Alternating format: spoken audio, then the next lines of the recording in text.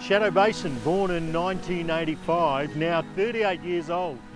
One of the longer living lifts here at the Remarkable's just about done its day. One of the guys who installed Shadow has installed all of the lifts bar one at Remarkable's, and he actually told me, he said that's going to be a hard one to take down because all the pylons are filled with concrete. So only he knows that, and he's having to dismantle it after he put it up 38 years ago. She's done an amazing job. I mean, what better place is there to go homeward on a powder day?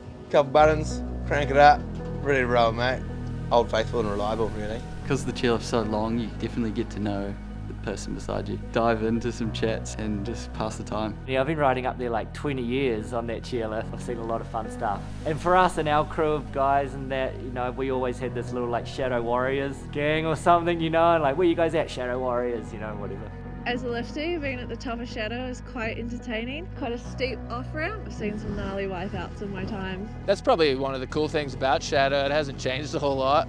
You know, it's been kind of easy for us over the years to know what it is we need to set up, know how it operates. It's a chairlift character, but it's going to be great to be able to get to the top in a blizzard in less than 10 minutes. And it's that long, slow ride that I enjoyed the most, you know.